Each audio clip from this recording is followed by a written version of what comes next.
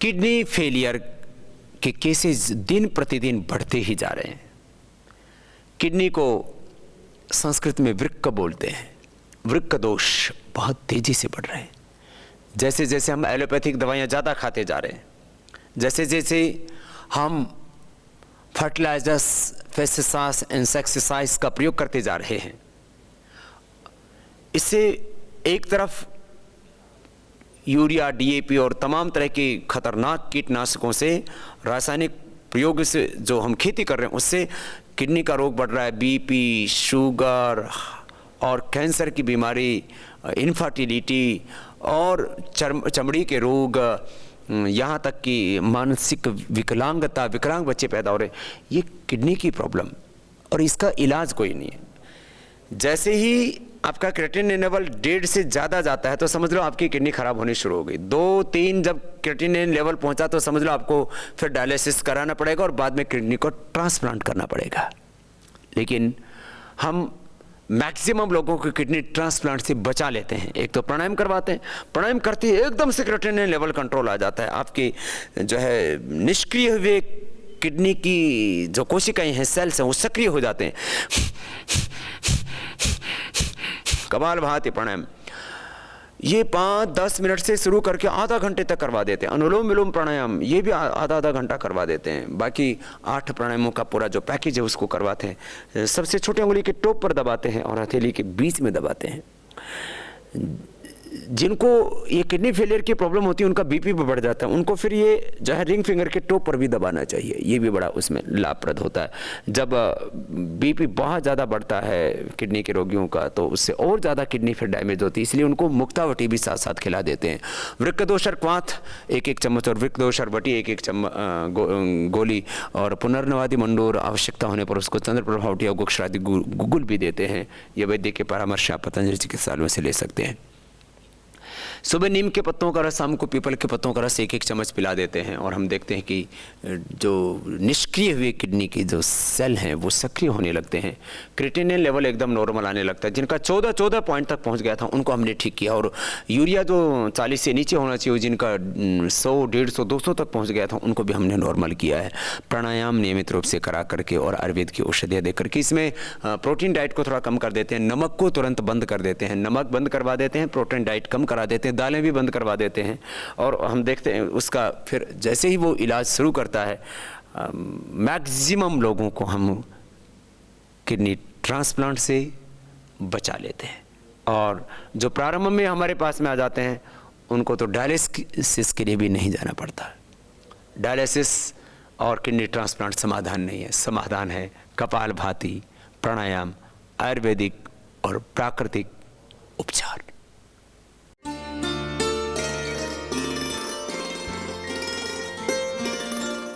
बड़ी उम्र में प्रोस्टेट बढ़ना एक सामान्य सी बात हो गई है।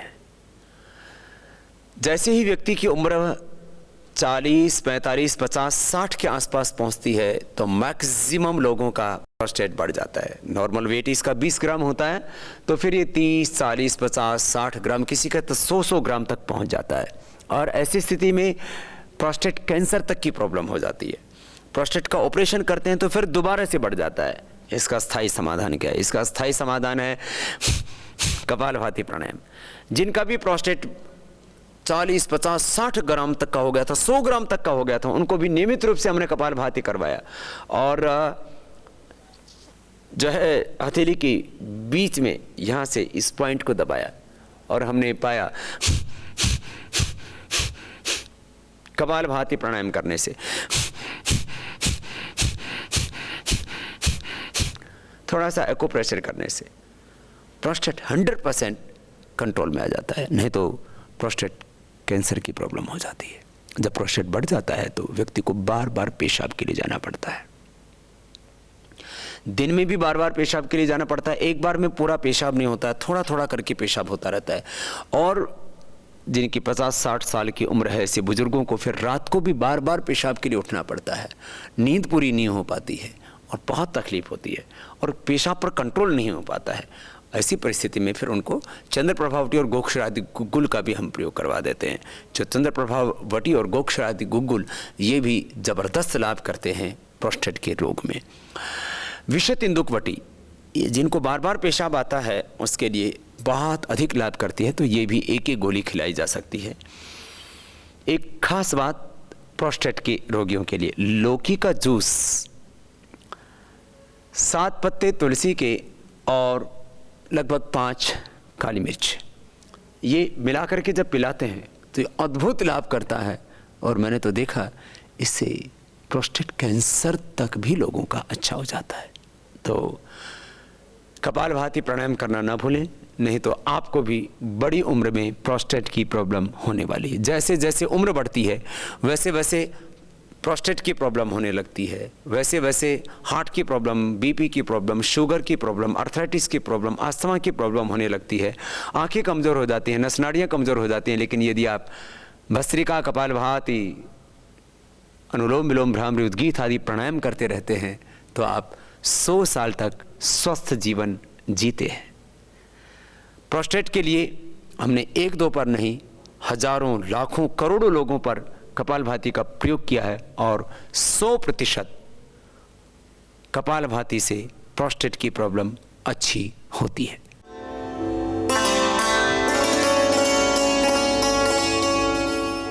नक्सीर का रोग, नाक से खून आना, ये बच्चों में तो शिकायत होती है, बड़ी उम्र में भी कई बार ये प्रॉब्लम होती है।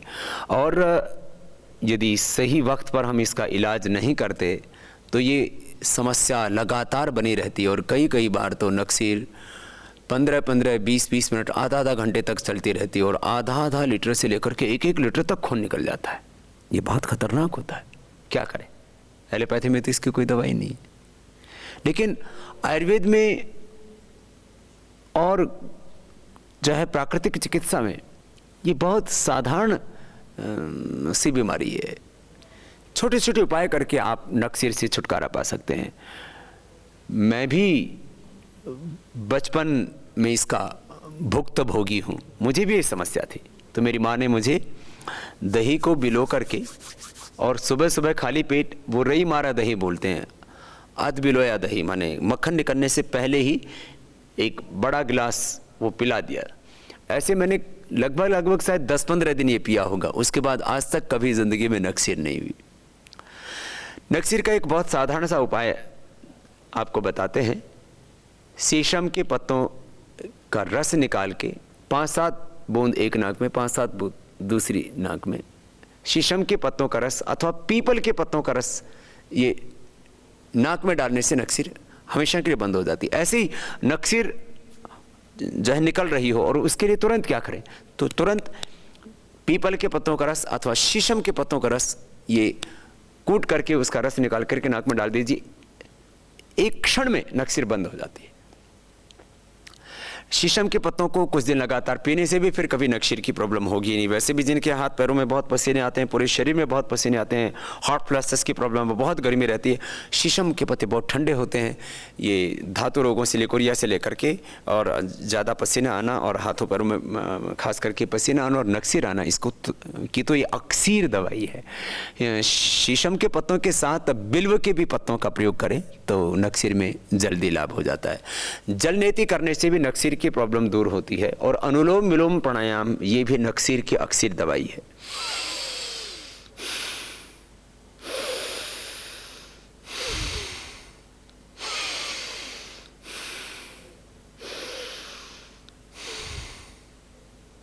और जिनको नक्सीर की प्रॉब्लम है वे गर्म चीज़ का सेवन करने से बचें, ज़्यादा नमक और ज़्यादा मीठा ना खाएं और बैंगन आदि और भी तमाम जो गर्म चीज़ें हैं, गर्म मसाले हैं, उनका कुछ दिन ज़रूर परहेज करें तो नक्सीर के रोग से आपको सदा के लिए छुटकारा मिल जाएगा।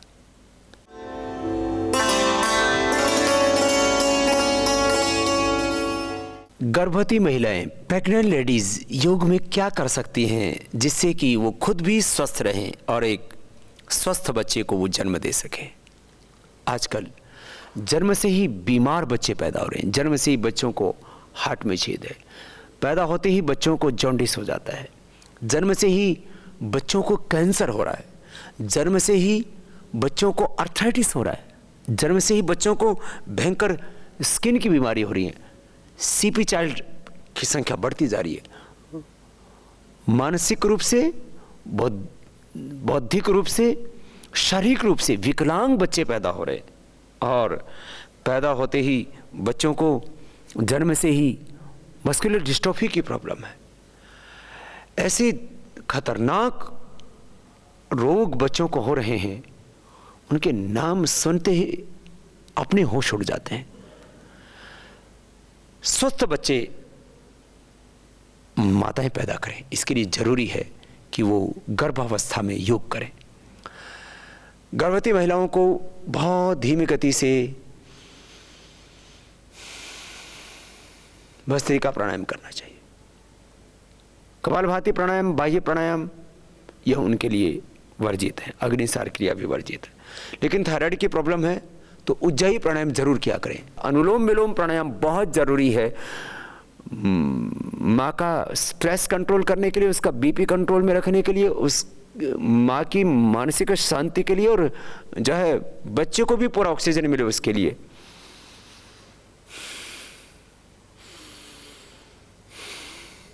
यह अनुलोम विलोम। तो भस्त्रिका धीमी गति से, यह अनुलोम विलोम प्राणायाम बहुत धीमे धीमे, और उज्जाई मैंने कहा गले और थायराइड की प्रॉब्लम होने पर उसको करें। और भ्रामरी उद्गीत,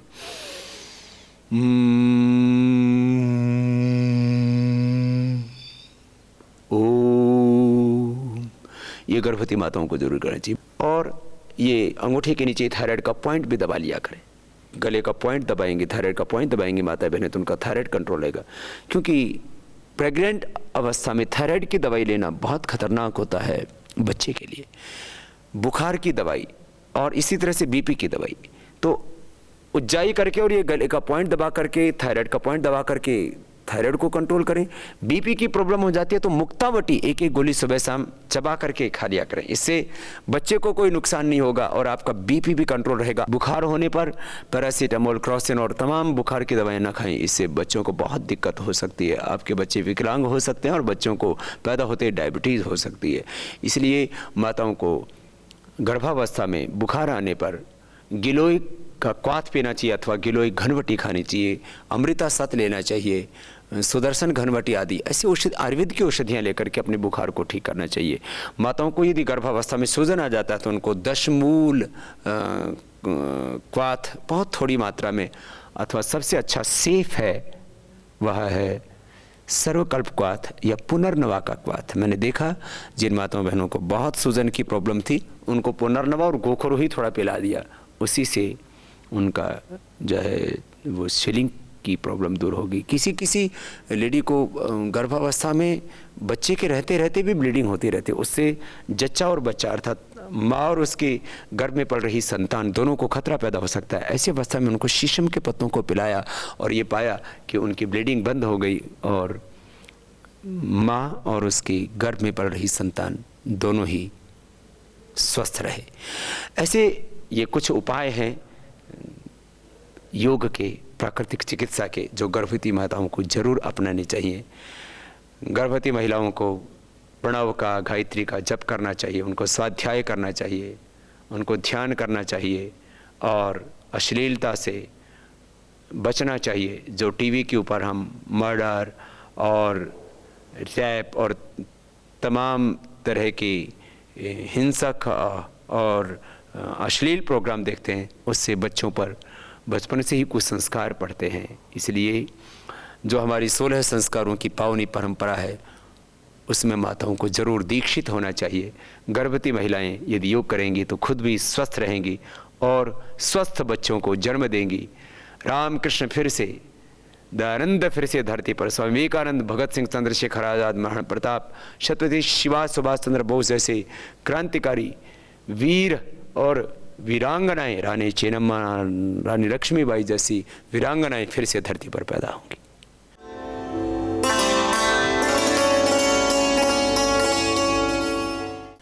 भूलने की बीमारी, मेमोरी लॉस की प्रॉब्लम, उम्र बढ़ने के साथ अक्सर सभी इसके शिकार हो जाते हैं।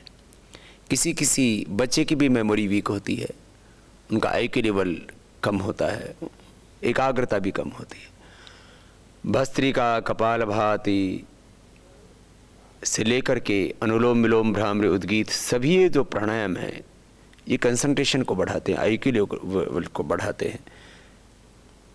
इसलिए भस्त्रिका प्राणायाम बच्चों को भी 2 मिनट, बड़ों को 5 मिनट। कपालभाति प्राणायाम 10-15 मिनट सबको करना चाहिए। फिर अनुलोम विलोम प्राणायाम में भी 10 से 15 मिनट करना। फिर हो सके तो बाह्य प्राणायाम भी कर लेना, और गले थायराइड के लिए उज्जाई प्राणायाम करे तो बहुत अच्छी बात है। नहीं तो भस्त्रिका प्राणायाम 3 से 5 मिनट, कपालभाति प्राणायाम 10 से 15 मिनट, आंखें बंद करके इसे लगातार करना। आपका कंसंट्रेशन बढ़ेगा, IQ लेवल बढ़ेगा, आपकी मेमोरी अपने आप शार्प होती जाएगी। फिर अनुलोम विलोम प्राणायाम में भी 10 से 15 मिनट करना। बाएं नाक से दाएं ब्रेन और दाएं नाक से बाएं ब्रेन हमारा एक्टिवेट होता है और उससे बैलेंस होता है। नासास्तरों का सीधा हमारे मस्तिष्क के साथ संबंध होता है, और जितना ऑक्सीजन ज़्यादा मिलेगा उतनी हमारी मेमोरी सेल्स एक्टिवेट होगी। इसलिए अनुलोम विलोम प्राणायाम, भ्रामरी और उद्गीत प्राणायाम का बहुत गहरा असर होता है मेमोरी लॉस के ऊपर। अर्थात आपकी बुद्धि प्रखर होगी, आप प्रज्ञावान होंगे, आप मेधावी होंगे, और ये मेमोरी लॉस की प्रॉब्लम और आगे चल कर के तो ब्रेन डिमेंशिया, मस्तिष्क सिकुड़ने लगता है, और तमाम मस्तिष्क से संबंधित और नस नाड़ियों से संबंधित बहुत सी न्यूरो प्रॉब्लम्स होने लगती हैं। उनसे आप बच जाते हैं यदि आप अनुलोम विलोम प्राणायाम करते हैं।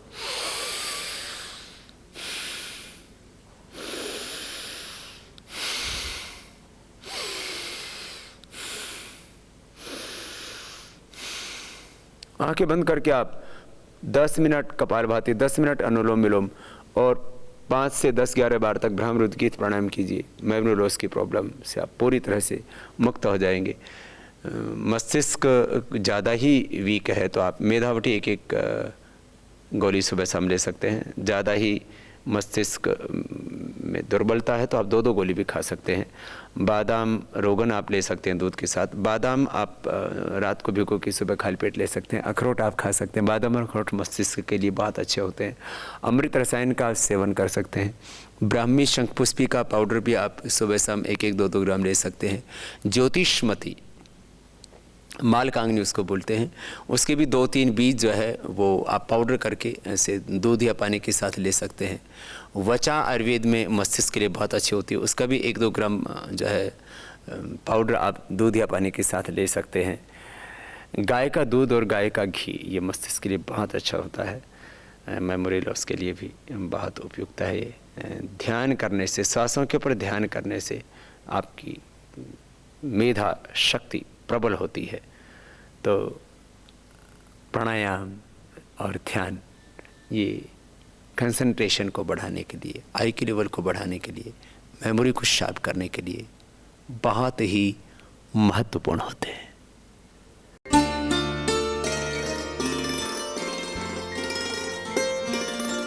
मिर्गी एपिलेप्सी का रोग बहुत ही खतरनाक होता है। जिसको ये रोग हो जाता है वह जिंदगी में असहाय हो जाता है, पराधीन हो जाता है। गाड़ी चलाते समय, ड्राइविंग करते समय, सड़क रोड क्रॉस करते समय, अथवा कई बार ऐसे मौके होते हैं यदि वहाँ अचानक एपिलेप्सी का अटैक पड़ जाए तो व्यक्ति का जीवन ही संकट में पड़ जाता है। एलोपैथी में इसका कंट्रोल तो है लेकिन क्योर नहीं है, और लंबे समय तक एपिलेप्सी की मिर्गी की दवाई खाने से मेमोरी और डल हो जाती है, वीक हो जाती है, और फिर आदमी का दिमाग ही काम नहीं करता है। फिर आदमी सुबह से शाम तक मायूस उदास सा रहता है और उसके जीवन में डिप्रेशन आ जाता है। बहुत दिक्कत है, क्या करें। मैंने देखा है जिनको 20-30 सालों से, किसी किसी को तो 50 सालों से एपिलेप्सी के अटैक पड़ते थे, उन्होंने प्राणायाम किया, और प्राणायाम में भी मुख्य रूप से अनुलोम विलोम भ्रामरी उद्गीत ही ज़्यादा लाभप्रद होते हैं। यूँ तो 8 के 8 प्राणायाम, भस्त्रिका, कपालभाति, बाह्य प्राणायाम, उज्जाई, अनुलोम विलोम भ्रामरी उद्गीत बड़ा लाभदायक होते हैं, लेकिन अनुलोम विलोम भ्रामरी उद्गीत ये 3 प्राणायाम विशेष रूप से लाभप्रद होते हैं एपिलेप्सी के रोगियों के लिए। ये प्राणायाम का अभ्यास करवाया और एक एक गोली सुबह शाम मेधावटी की दी, जिसमें ब्राह्मी है, शंखपुष्पी है, उस्तखदूस है, गाजवान है, सौंफ है, वचा है, पुष्करमूल है, अश्वगंधा है, ये सारी औषधियाँ होती हैं। मेधावटी छोटी उम्र के बच्चों को एक एक और बड़ी उम्र में दो दो गोलियां भी हम देते हैं। मेधाक्वाथ वो भी एक एक चम्मच पिला देते हैं, उससे भी अद्भुत लाभ होता है, काढ़ा बना करके पिला देते हैं। और किसी किसी को पीपल की या बड़ की जो दाढ़ी होती है, जटा होती है, उसको भी उबाल करके पिला देते हैं, उससे भी अद्भुत लाभ होता है। जिनको एपिलेप्सी अटैक बहुत पड़ते हैं उनको सारस्वत अरिष्ट भी पिलाया जाता है, उससे भी उनको विशेष लाभ होता है। बादाम पीस करके 3 से 5 बादाम पिला देते हैं, रात को भिगो दिया और सुबह अखरोट भी खिला देते हैं, उससे उसकी गर्मी भी नहीं करता है और वह मस्तिष्क के लाभप्रद होता है। मेधावटी का प्रयोग करा करके और अनुलोम विलोम भ्रामरी उद्गीत प्राणायाम करा करके हमने बहुत लोगों की मिर्गी की प्रॉब्लम सदा के लिए ठीक की, उसको क्योर किया है। ये बड़ी बात है, एलोपैथी में ऐसा संभव नहीं है। और ऐसे बहुत से भाई बहन वो प्राणायाम करके और मेधावटी का सेवन करके पूरी तरह से ठीक हो चुके, हमारे शिक्षक बन करके काम कर रहे हैं। इसलिए यदि आपको भी मिर्गी की प्रॉब्लम है, आप निराश ना हो, आप प्राणायाम करें, मेधावटी का सेवन करें और रिंग फिंगर के टॉप पर ये जो मास्टर पॉइंट है इसको दबा लें। और मास्टर पॉइंट के साथ साथ आप इस अंगूठे के भी ऊपर पिट्यूटरी पिनियल ग्लैंड और मस्तिष्क के लिए जो पॉइंट होता है इसको दबा लें, तो आपको मिर्गी की बीमारी में, एपिलेप्सी में निश्चित रूप से लाभ मिलेगा।